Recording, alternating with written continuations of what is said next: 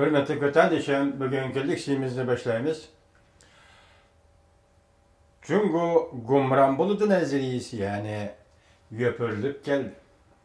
Cungo gumran buludu neziriyisi yani yöpürlüp geldi. Cancadan yıl ahırda tuyuksuz hücum kıldı. Mavzulu haber 12. ayının 19. günü Dovi Torbiti ilan kılın. Haber mundak başlandı. Cungo gumran buludu neziriyisinin peşvası. Cancadan bu yıl 5. ayda makale ilan kılıp, Cungo iqtisadi köp bolganda bir yıl nefes alalaydı dep görsetken. Yıl ahırda Cancadan yani bir kıtım tuyuksuz hücum kılıp, Cungo'nun baş götürüşü 2016 yılı halak boludu dep görsetti. Yıl ahırda tekrarlayımız, yıl ahırda Cancadan yani bir kıtım tuyuksuz hücum kılıp, Cungo'nun baş götürüşü 2016 yılı halak boludu dep görsetti. Amerika'da neşir kılındıgan Devlet Menfaati jurnalida 12. ayının 29. günü Cungo iqtisadi 2016 yılı gumran bolamdı mavzuluk makale ilan kılındı. Makalenin avtoru tehti Cungoluk Amerikalık Cancadan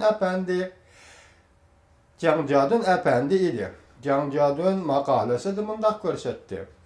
Ötken haftanın birinci günü məxfi açılgan Cungo Merkezi Komitetinin iqtisat yığını yepildi. Beijing'de teşviqat maşinaları hedef uçurup kökü götürüp bu yığını Cungo'nun rəhbərləri iqtisatını qutquzadigan önümlük planı tepip aldı dep davran saldı.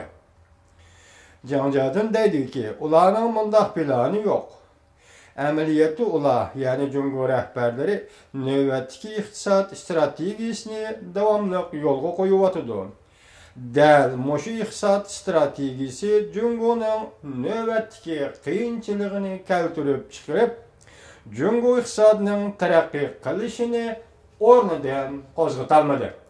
Demek Cungo'nun növbətdəki iqtisadi strategiyasını yol qoyuvatıdı deydi Cancadan. Cungo gumran boludu neziriyesinin peşvası.